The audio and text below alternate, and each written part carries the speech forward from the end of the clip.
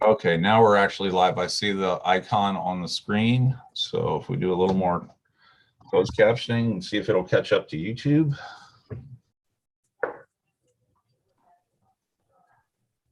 That's how is the view going on YouTube? I'll make George the host. Okay. Yeah, can you see captions on YouTube? Not quite yet. Alrighty. Well, oh, yep, we are. Yep, already there. All right, okay, great. So yeah, if you can make George the host, I guess he can make you back to co-host, and then I can go dark and you can go dark. All right, we're good.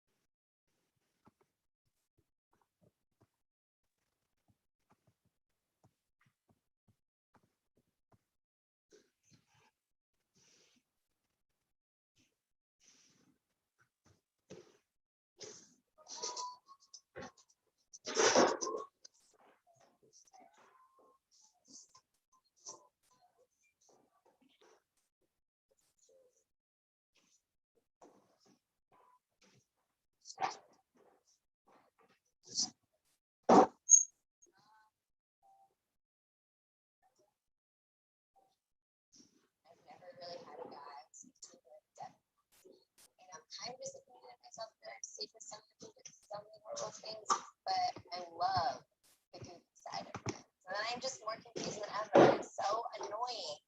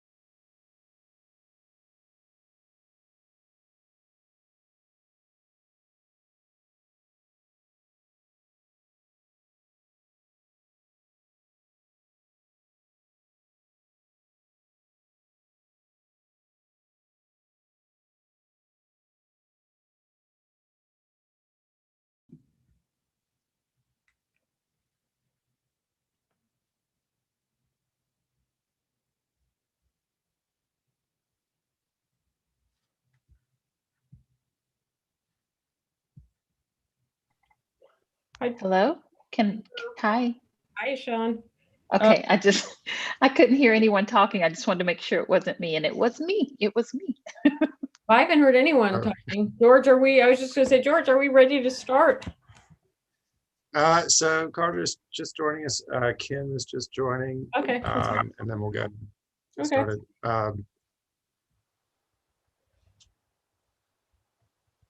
Sounds good.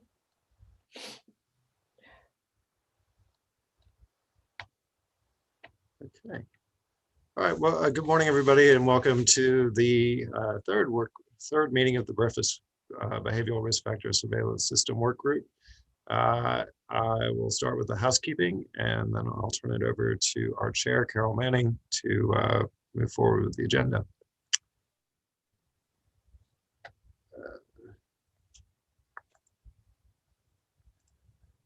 So due to the active state of emergency, this is an electronic meeting pursuant to item 4-0.01 of the 2020 Appropriation Act. Meeting notice has been provided.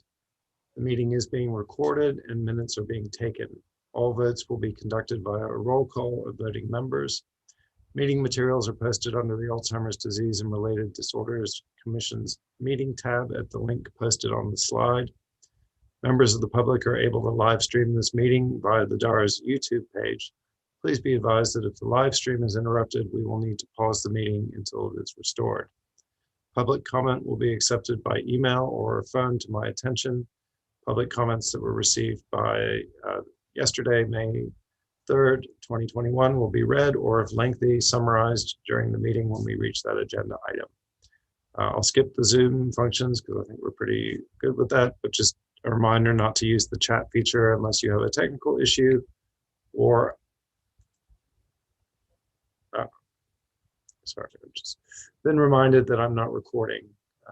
So let me do that. Okay. Please only use the chat feature if you have a technical issue or other issue not related to the business of this meeting. Chat comments are not captured in the live stream or the recording, so aren't available to members of the public. If you'd like to view the real-time captioning of today's meeting, please click on the CC button on your menu bar and select Show Subtitles. Zoom participants will be able to turn on or off closed captioning. The YouTube streaming will automatically include the captioning. For all votes, we will do a roll call and you'll be asked to indicate your support with an A or a yes, an opposition, nay or no, or you may abstain. And lastly, I'd like to thank the DAR's video teleconferencing team and the DAR's communication team for making this electronic meeting possible. So I'll do a roll call of members to confirm attendance.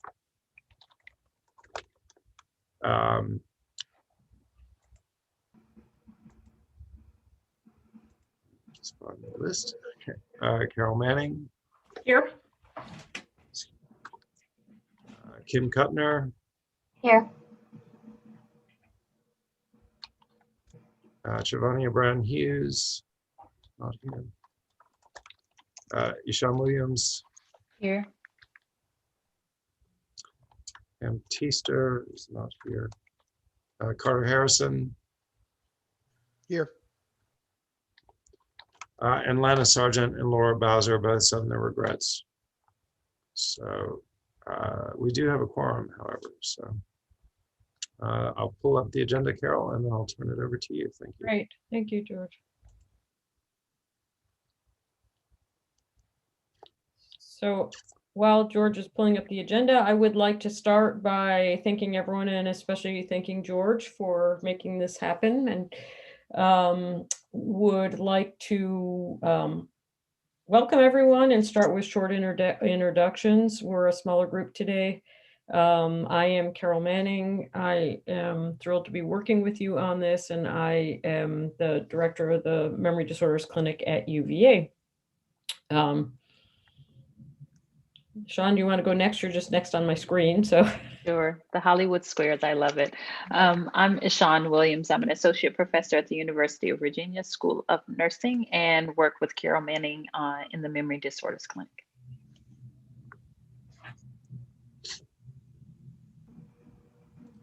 Oh, I should pass the baton to Kim. Yeah, sorry. Hi, I'm Kim Kuttner. I'm with the Riverside Center for Excellence in Aging and Lifelong Health.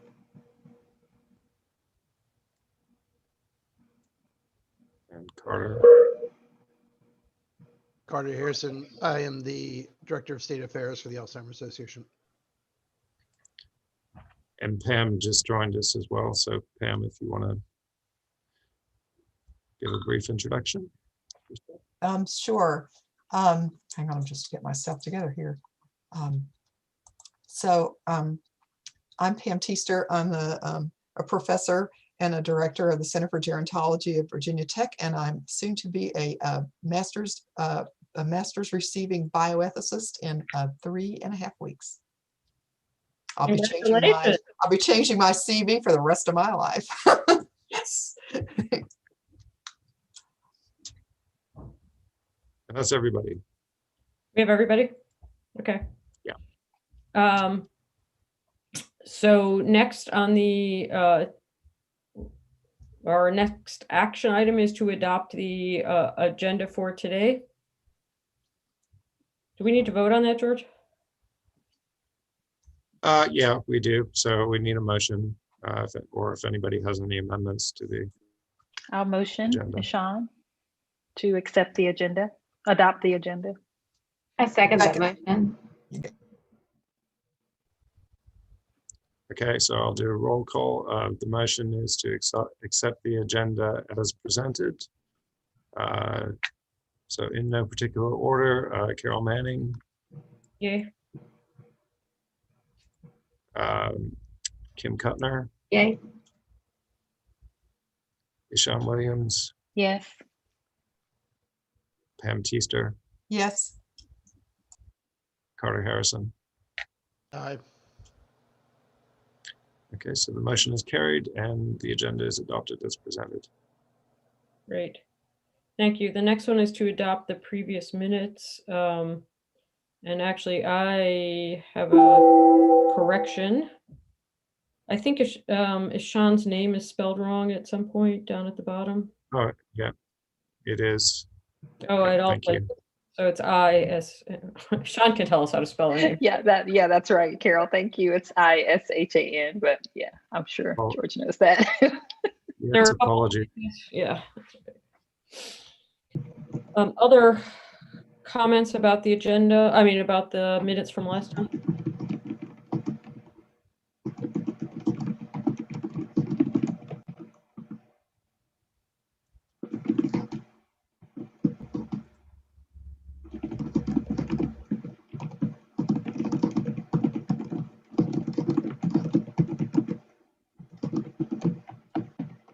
George, in the Commonwealth Council meetings, we were able to adopt the minutes without objection, so we didn't have to do a roll call vote. Yep, no, we don't need to do a roll call vote. It's just if there's any changes. Right. So Carol, you can, Okay, that can. are there any other amendments? Any other changes that people see? It's just at the end, my name is also spelled with the Y. So it was at the beginning and at the end where, right before the adjournment. As Mr. Ah, Worthington, yes. yeah. Apologies. That's okay. Okay. Anything else? Okay, so now we can move to the heart of the matter, which is the discussion about the data, paper topics, and et cetera. And so having looked over what George sent, I have to say I did not understand. So from the minutes, there were some of you who were supposed to get back with items so that I could talk to Shannon, and both Shannon was away last week when George sent this to me, but I didn't understand. Can we go through so I understand what we should tell Shannon? Sure. Can everybody see the spreadsheet? Mm-hmm. Okay. Do you need me to make it bigger, or is that Yeah, okay? you don't mind making it bigger, please? Is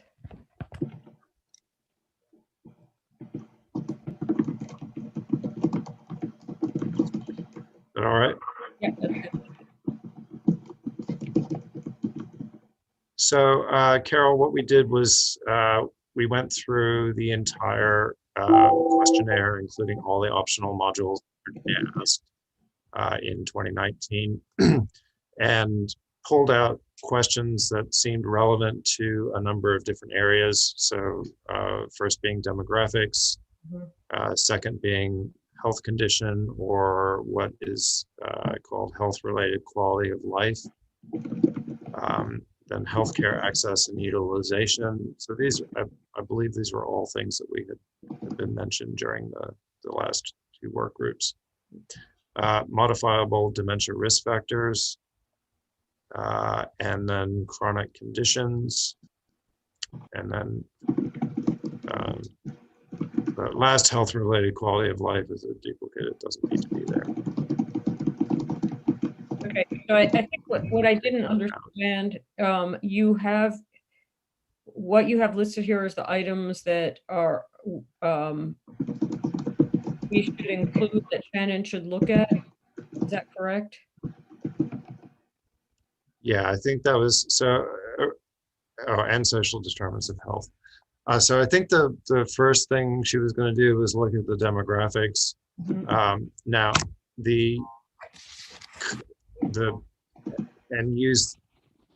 look at the demographics of the cognitive decline in the caregiver module questions. So those were on separate sheets here.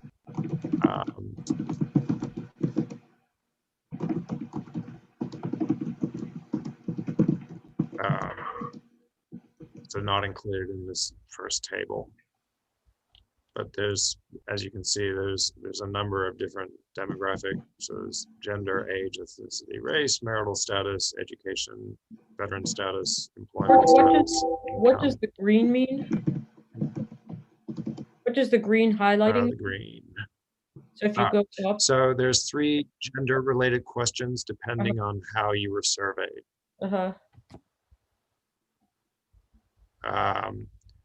So if it was a landline and it was college housing, which presumably none of the people that will be included in our data set will have answered that question because they're all supposed to be over 45. Well, there could be caregivers in college housing, however. So, and then whether or not they were on a landline that went private. Go ahead. Sorry. I was just going to say, well, or for example, or Pam is just getting a degree, right? So she, but she's not living in college housing. To my Pam, are you living in college housing?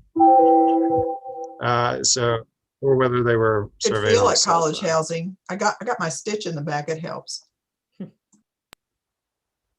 So that green means that there are 3 questions, and any one individual only answered one of those 3 questions. Correct? Correct. Yeah.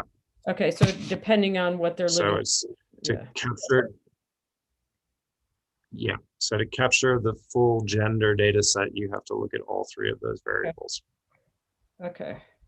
So does that make sense? Yes, you know it does. And that's the only question that's separated that way. Okay.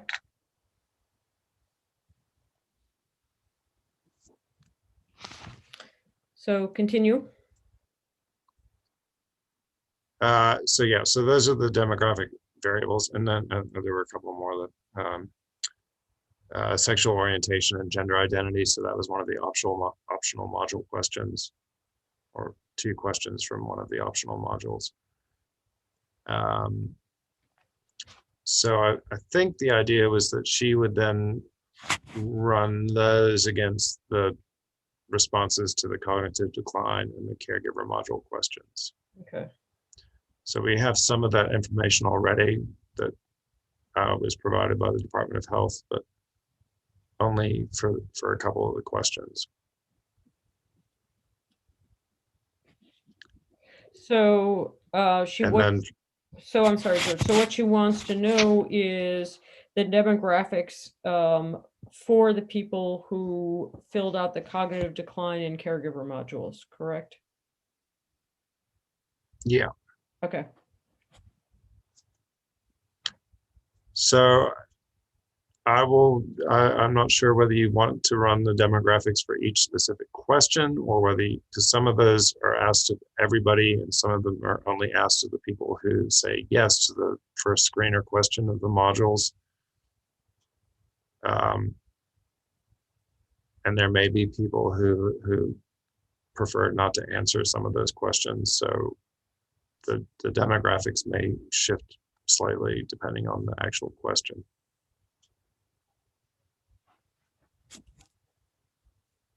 You see what I mean? Because there's 7 different questions in the cognitive module and 9 in the caregiver. Mm-hmm. And so if the first question is, so for example, this one, if people answered no, they have not been a caregiver, then they would not have filled out the rest of the questionnaire. That's correct. Right? Well, they would fill out the last question, which is, do you expect to provide care in the next 2 years? Okay. But as a start, she could look at the demographics in just the people who answered yes on item 1 in the caregiver module. Yep. She could also look at it in terms of the last question. Yeah.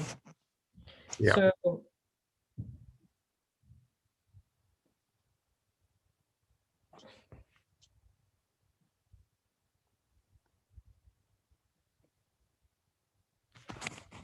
sorry, I'm just writing this down for her. Mhm.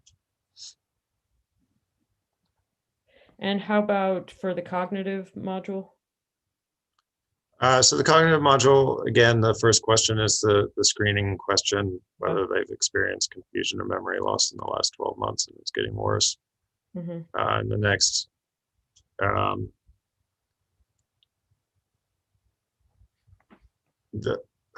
the other questions are asked of everybody except number 4, which is only asked of the people who answered usually or sometimes to the previous question, number 3. Okay. So of the people who need help, are they getting their help? Mm-hmm. So I'm not sure how much information you get from running the demographics against each of those, but. Mm-hmm. And what about that last 382? Why is that green? Yeah, so that's the, why is it green? I think just because it's that important one that we had talked about quite a lot about discussing with the healthcare professional. Okay. So that might be one to run demographics against. And you might see some differences in. And then up above, earlier, there was the fruits and vegetables thing that was, or maybe it was a different category. Yep, so that's moving into those different categories. Okay. So I didn't put all the questions for the fruits and vegetables section because there's several questions about those. Mm-hmm. That's section 12 of the core module. Mm-hmm. So one of the things, are there other things that we should go through that I should note in terms of, that would be something she would look at later. But one of the things I'm thinking about is that right now we're just trying to get a sense of who the caregivers are, but at some point we might want to look at differences between caregivers and non-caregivers, matching them for age, and seeing if there are differences in health-related quality of life or healthcare access or any of those things. So for the moment, we just are trying to get a handle on who our caregivers are, but it might be interesting down the road to compare things about our caregivers with age-matched controls in the sample who are not caregivers. Does that make sense to people?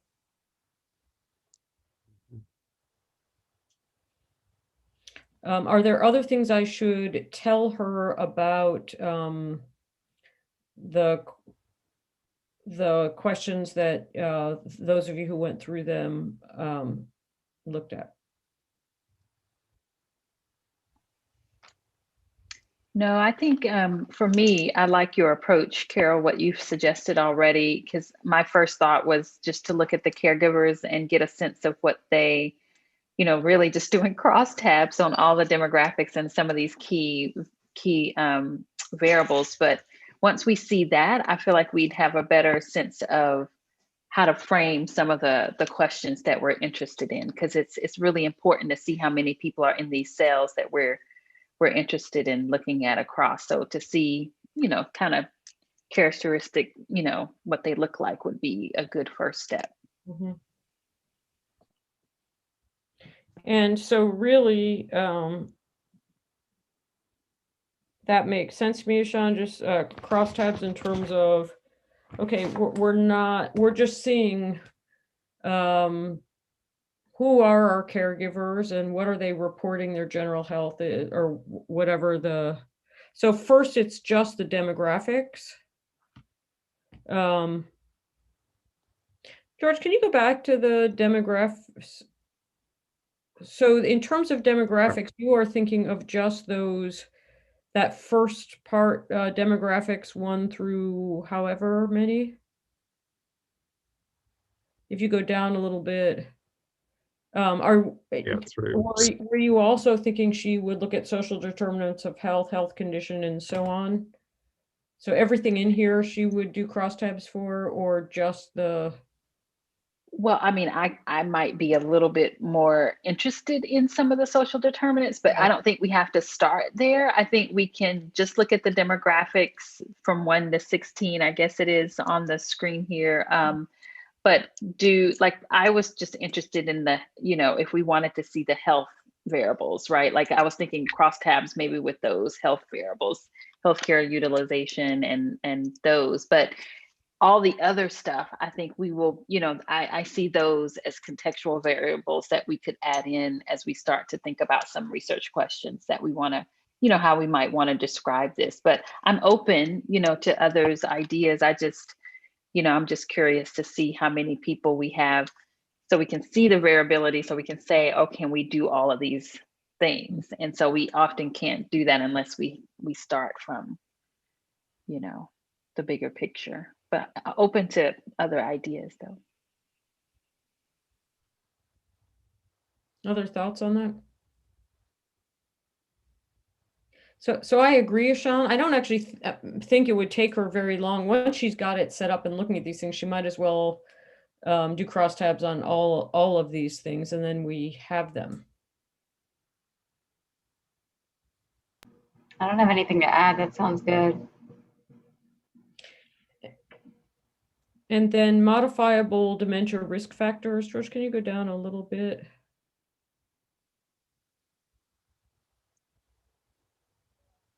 And again, the yellow is just that's an important question.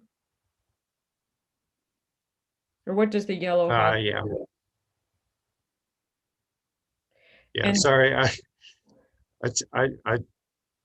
tend to throw in highlighting for myself, and then it confuses other people. So, but yeah, I mean, I would say that would be one of the most important questions given recent research, right? Mm-hmm. About maintaining, controlling hypertension. And then for the smoking, was that the next? Mm-hmm. And so when you say maybe highlighting the first 2 questions, yeah, go ahead. Yeah, let me just, sorry, let me pull up the core module for myself so I can refresh myself on what the so the smoking module has several questions in it, and I thought I wasn't sure if they'd all be relevant or not.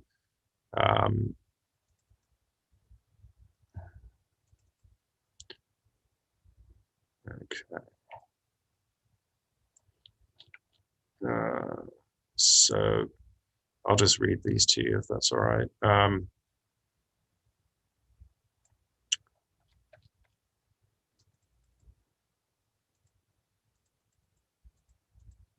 Okay. So the first question for smoking is, have you smoked at least 100 cigarettes in your entire life? The second question is, do you now smoke cigarettes every day, some days, or not at all? And then the other questions ask about quitting smoking. So have you stopped smoking for at least one day because you were trying to quit? How long has it been since you last smoked a cigarette, even 1 or 2 puffs?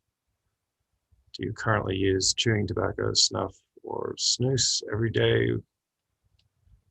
Those are the other questions. Yeah, so it does sound like we would be most interested in the first 2.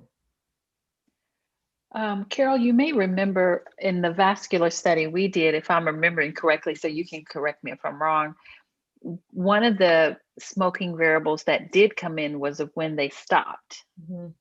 So do you think that, and that is, I think it sounded like, George, you asked, there was one question about stopping, like how, I don't know if it's yes, no, I can't remember, but How long I has thought it it was, been? how long has it been?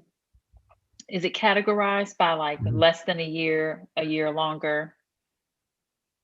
Because I recall ours being It's categorized actually, sort of like that, but go ahead. it's within the past month, within the past 3 months, within the past 6 months, within the past year, within the past 5 years, within the past 10 years, within 10 years or more. So I think we probably would want to include that question. Yeah, because I think there is some, Okay. at least I have to go back and pull our paper, but there was some evidence out that talked about, you know, after a certain length of time, it was as if you had never smoked, you know, and so the risk of actually smoking is reduced. And so we were thinking about the number of risk factors. And so it just might be interesting to keep it in for now, and we can always get rid of it. Yep, I would agree.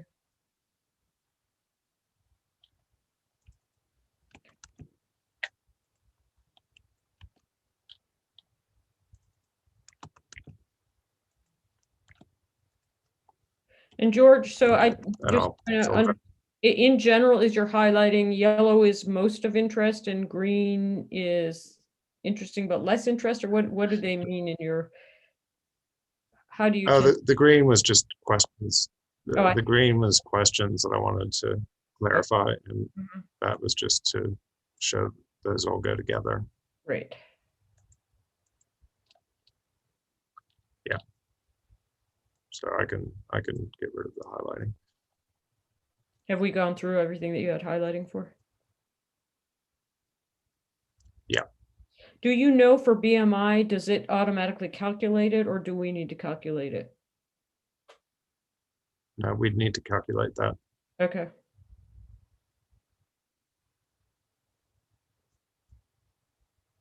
So that they have a BMI variable. What is in that BMI? No, there's 2. There's the weight and there's the height. I see. Okay. Variables. So those are 2 different variables that we would need to calculate BMI from. Okay. Correct. Yeah. Anything else down there?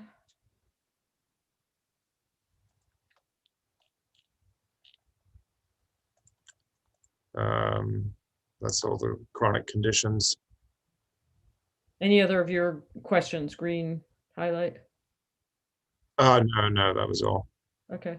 And then the fruits and vegetables, could we take a look at that and just see what's in there? Sure.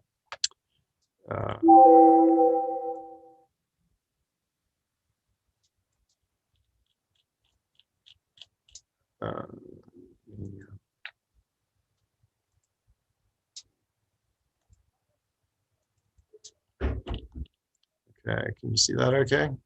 Yep.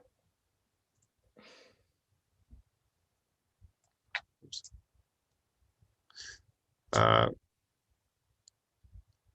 you want me to read these, or? I have to, but I mean, what do others think?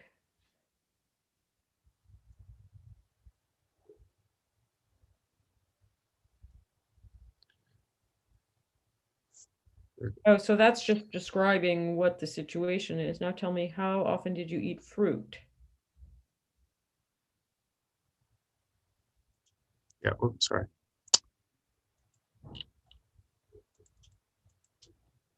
Yeah, how often did you eat fruit? Mm-hmm. And that is Then one item, and then another one is, juice, fruit juice, mm-hmm. green leafy vegetables, Mm-hmm. potatoes,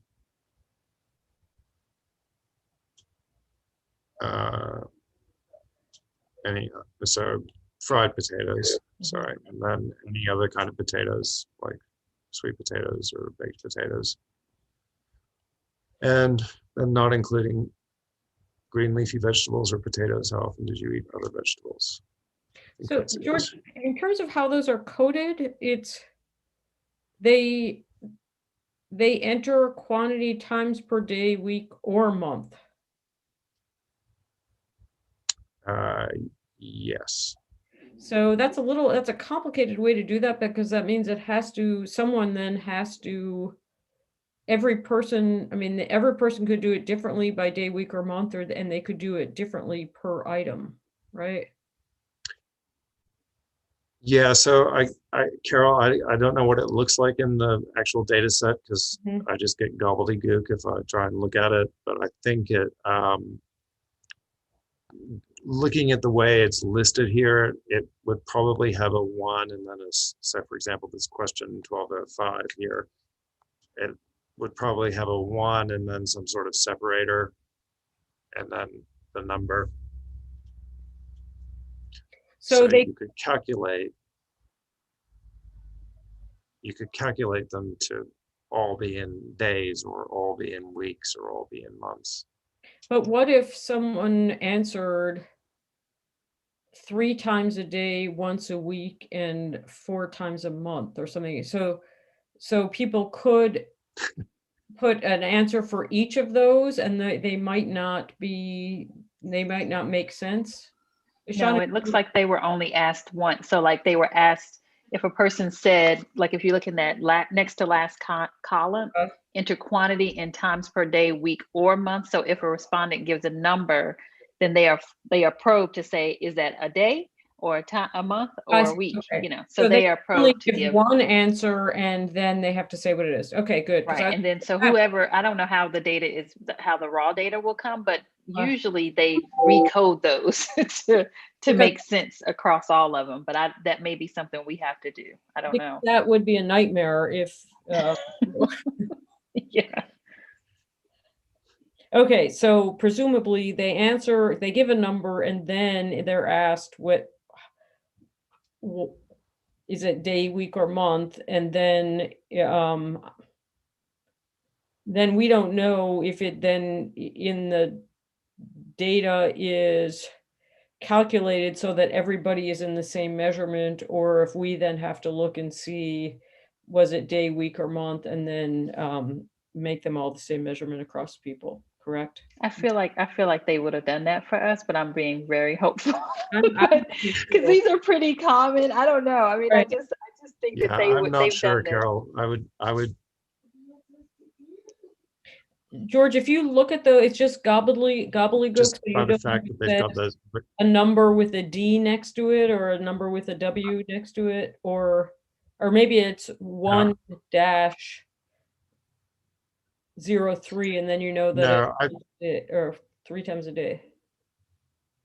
So for some reason, I haven't been able to open the ASCII version, and the other versions are coded for the specific stats packages. So they really are just symbols.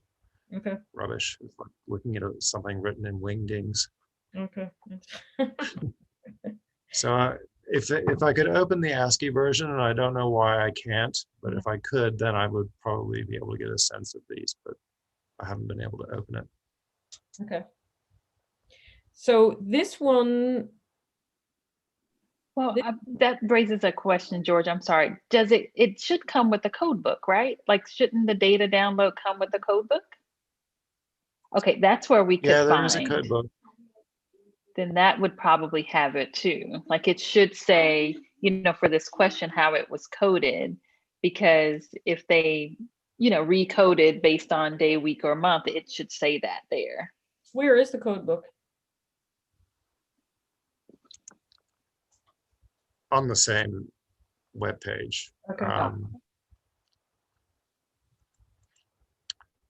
So I'm just having a look now to see if it does.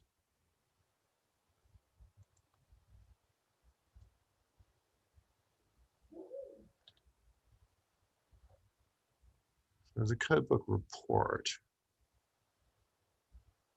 So there is a, I don't know, this is only national. So there's a codebook report that gives the frequencies for each response, but it doesn't actually show what people have.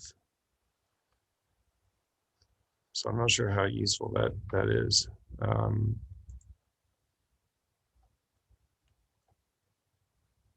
It gives the weightings. Yeah. So I have had a look around to try and answer those questions, Carol, but I haven't been able to get a good response. And I think without seeing the actual data set, it's going to be tricky.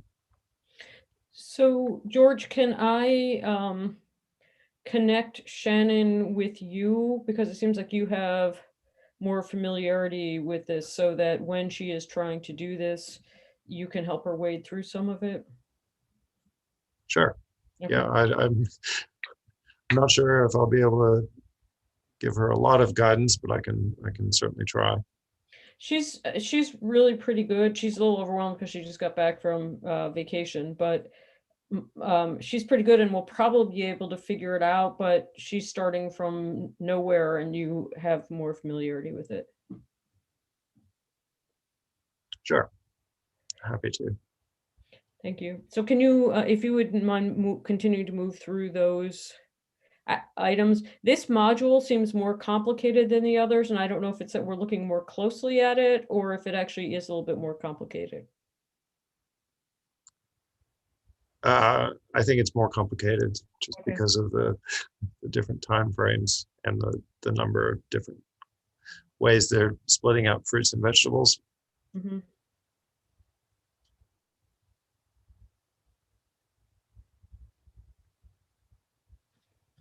Okay, so if you can continue just so we can see the other items. So, Oh, okay. That's not, yeah, that's the last question. okay. All right. So I will have her start with that and do that. And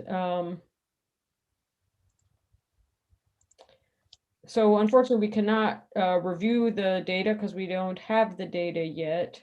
We talked some about paper topics and work plan, but maybe let's talk more about that. We had different people had different interests. And while it's true that we, until we have at least the demographics and know how much data we have on how many people, we can't have a concrete plan. We can at least get an idea of who wants to work on what. And Sean, your interest, I'm assuming from what you said, is social determinants of health, correct? Yeah, and access, healthcare access. Mm-hmm.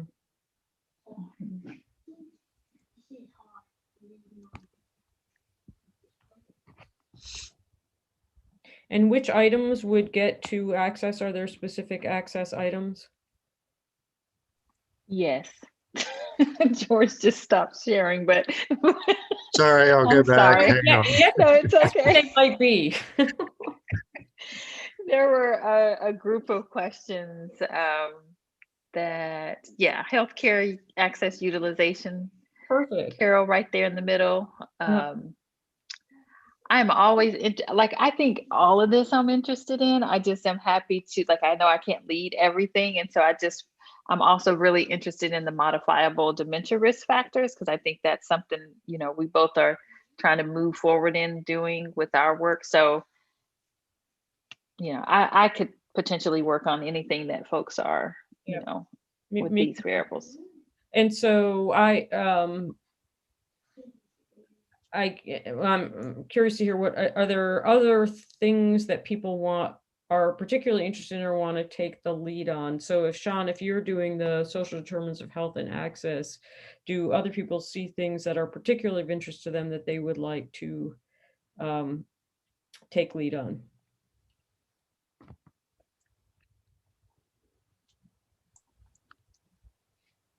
Carol, do you mind if I ask a question of Carter? Oh, sorry. Yeah. Go ahead, Carter.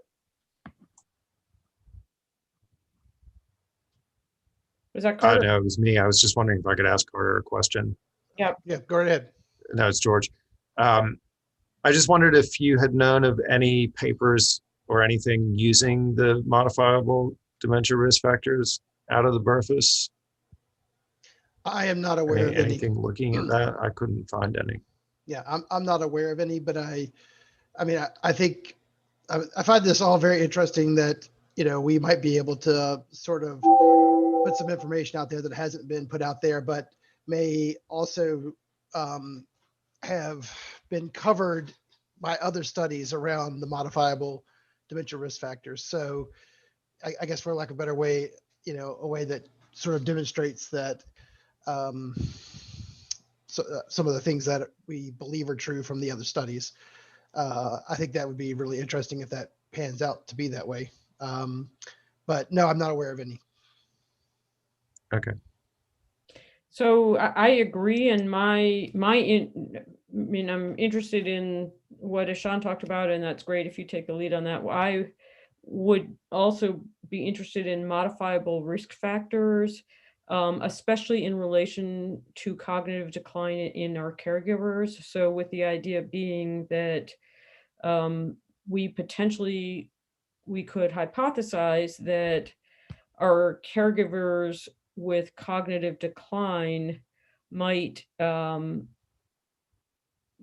respond on modifiable dementia risk factors in the direction of having more risk factors, right? That if you have been told that you have high blood pressure and or you have high cholesterol, that you might be a caregiver who also may be more likely to have cognitive decline. So that's the sort of thing that I would be interested in looking at. Does that idea make sense to people? Yeah, I think that would be very interesting.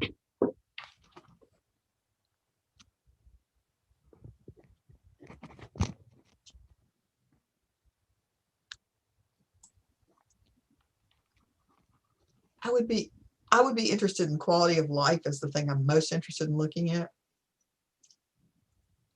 And then the contributors to that would be chronic conditions, social determinants of health, and I can't see it all, but that would be some of but quality of life is where I'd like to dip in. Okay. Yeah, so unfortunately, Pam, I sent you all an article that Kansas, the state of Kansas, had done about 15 years ago. And at that time, the core modules actually had a quality of life, or they had 2 quality of life questions. And those have since been discontinued. So you have to kind of infer from other questions, but there is the health-related quality of life questions, which would be these 4: the health status, the physical health, mental health, and barriers to healthcare. But in terms of broader quality of life, you'd need to infer it from some of those other variables. Okay. Why did they take those out? That's unfortunate. I can't answer that one. It is unfortunate. I'm not holding you responsible, but okay. So is there, how about, I'm trying to remember, there is a mood question or 2. Right, there was the overall mental health question, and that, yeah. So Pam, I'm wondering if maybe you could use, and that's this one. Right.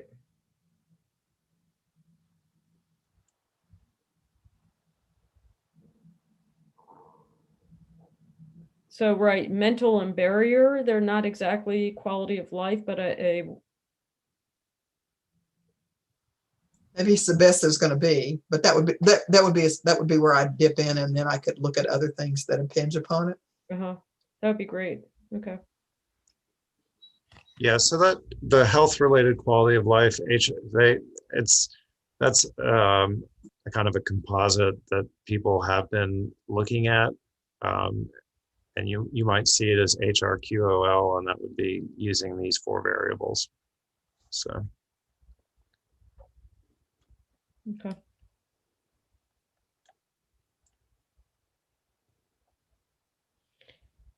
Anybody else?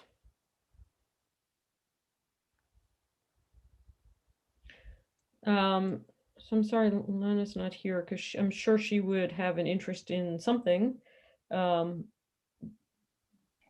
Well, we could, you know, I agree, Carol, like it would be a little bit more of a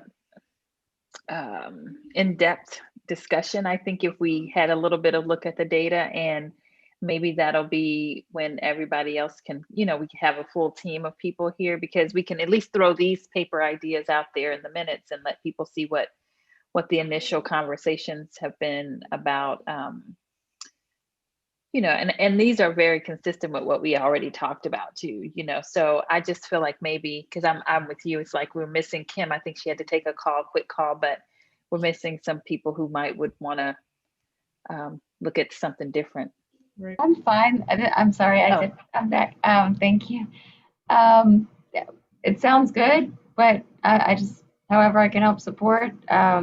All of it is interesting, what you described, and don't want to get into mission creep. So sticking to a couple of focuses sounds good. Great. For intentional for outcomes that we talked about. So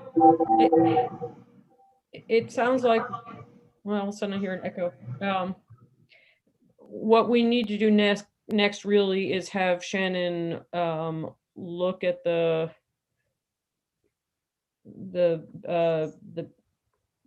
crosstabs, and then we can have a sense of where to go from there. Does that make sense to everyone? Yes. Anything else that we need to discuss today or want to discuss today?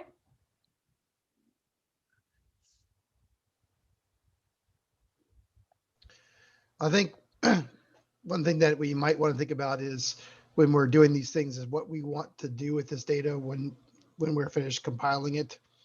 And that may help, you know, shape whatever we say about it, I guess.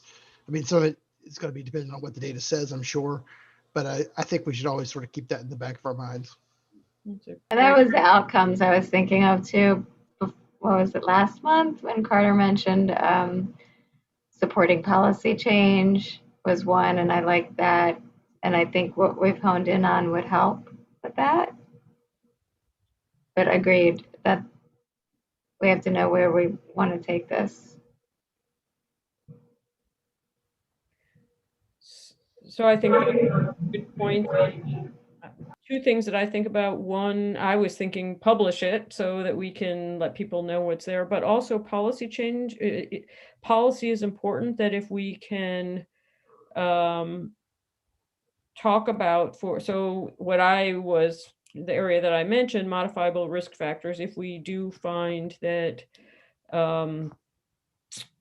caregivers have modifiable risk factors, or risk factors that we can help them modify, and they also have cognitive, more likely to have cognitive complaints, then that tells us that we need to help our caregivers, and that they're, for example, things like care management could help them modify them and improve both their health and potentially their ability to care for the people they're caring for.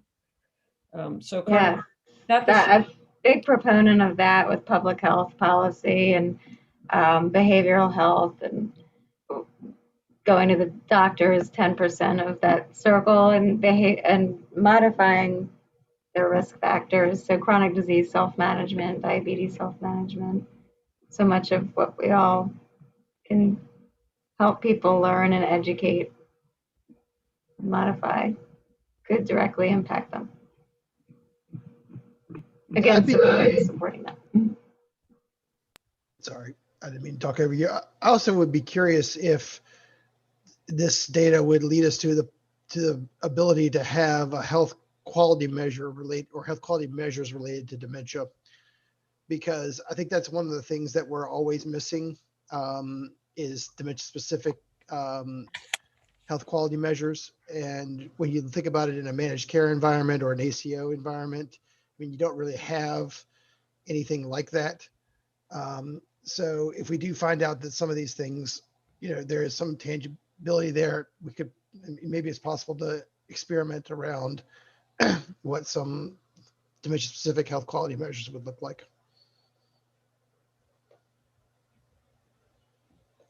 So Carter, what do you mean dementia specific health quality measures? What did you have in mind?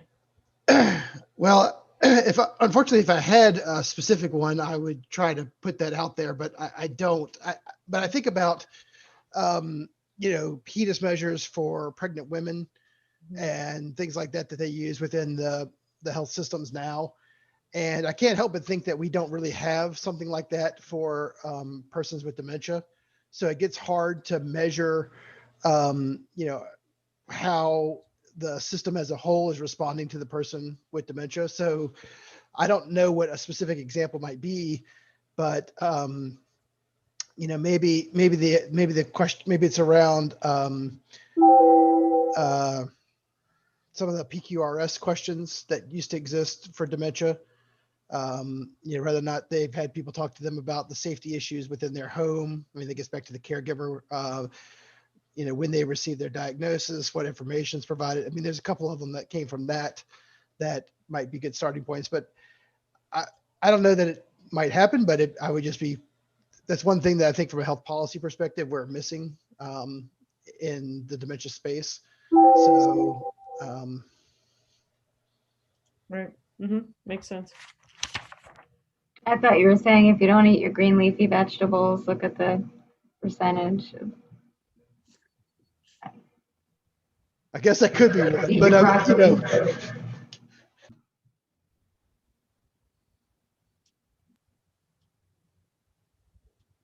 Okay, so we have there's both more the academic want to publish us and get this out there. There are policy issues. What are our other goals in looking at these data? Well, if you publish, then it's then more agencies can have their own goals and use of the data. So the reason you started all this, right, to enable everyone to use this good data set. It occurs to me, do we have where respondents live so we could look at urban versus rural issues within Virginia? And I was going to say, I'd be interested in the rural part, particularly.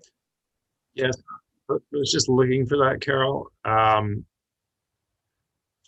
The data that Virginia Department of Health sent us did have it broken down into health districts, but the four or five main health districts, so central, western, southwestern, they don't have it broken down further. And I don't know if an urban versus rural is available. So there's nothing about zip code, for example, in the core module. Yeah.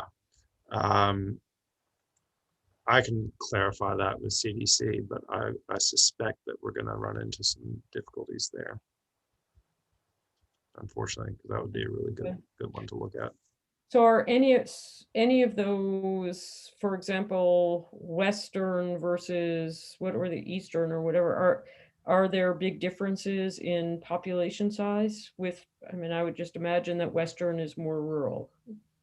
Yeah, but like our health district, Carol, is combination of rural and urban. So that's why I said, if you look at health districts, I don't think you can tease out unless we have the actual zip codes of folks, because we do go some really rural, but then we have Charlottesville, so it'll be hard. Maybe what George can find out for us if we can tease those out a little bit, but yeah. Yeah, I can share I'll share what VDH gave us, and then you can see. So for example, they did have it broken down into the however many 25 health districts there are, but you can see that there were a number that many of the districts have no reported data because the sample size was under 20.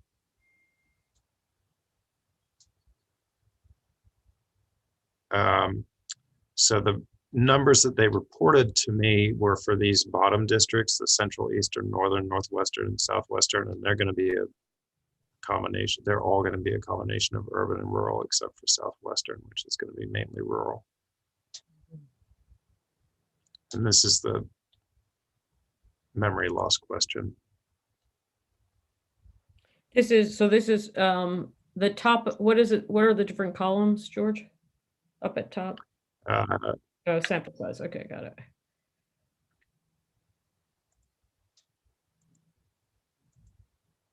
Yeah. So you go sample size, weighted counts, weighted percent. Mm-hmm. So, I mean, in Northern Virginia, there were only 80, so a sample of 80 who answered yes to that question, right? So we only have 607 people who said during the past 12 months they've experienced confusion or memory loss.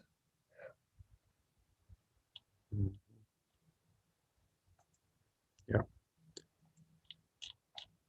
Yeah, that's correct. Yeah, so we're not dealing with a large N.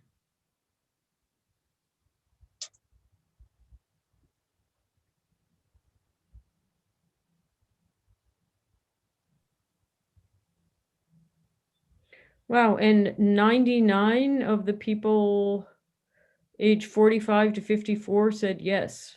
It's young. Yeah.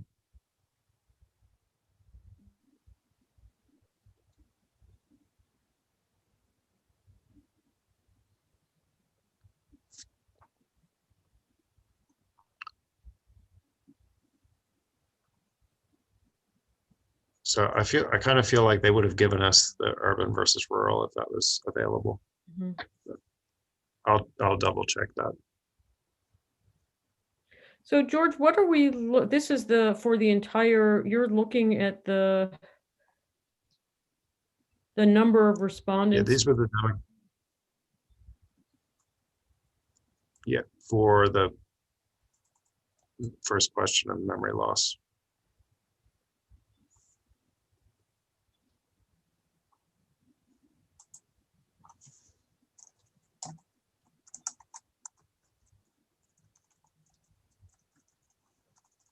So this is how many people answered, not how many people answered yes. This is overall.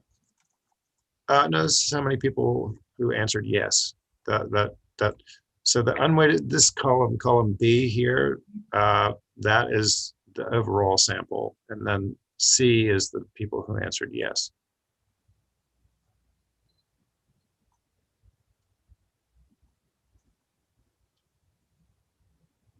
And you already have that for every question? No, just for this question. Okay. And maybe I don't think I have it for the. No, I don't have it for the caregiver questions. Just that one. Okay, so if we look at it again, that means 1194 responded to the question and 99 said 1194 answered either answered the question in the 45 to 54 age group, and 99 of them said yes. Is that correct? That's correct. Yeah.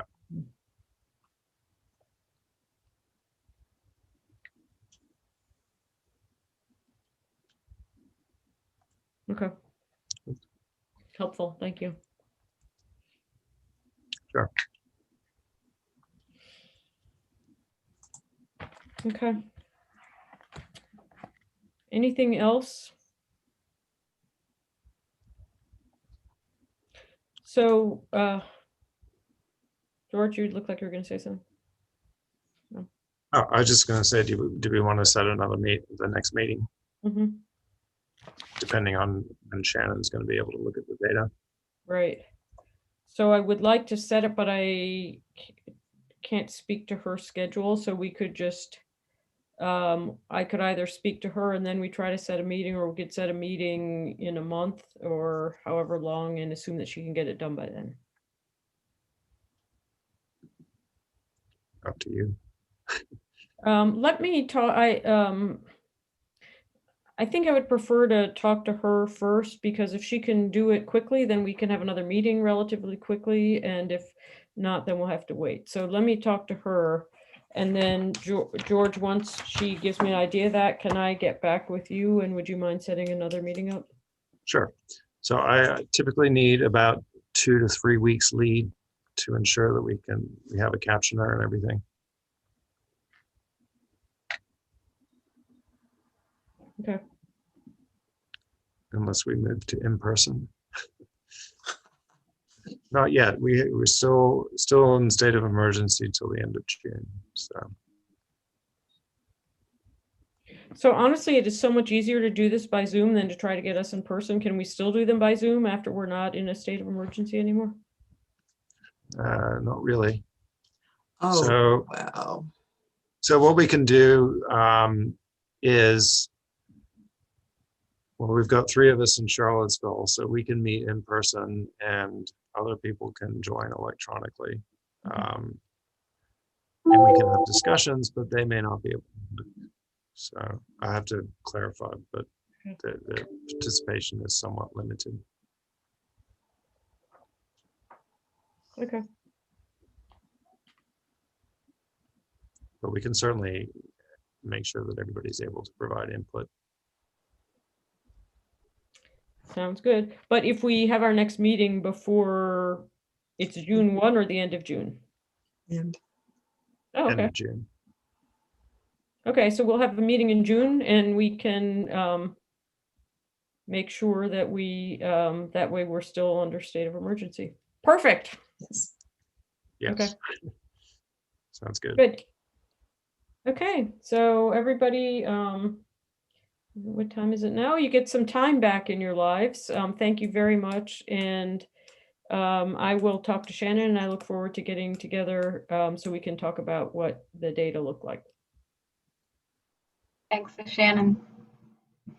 And so to adjourn the meeting, George, is there anything special I need to do? No. Meeting So we're adjourned. adjourned. Thank you. Thank Bye, you very everyone. much. Have a good rest of your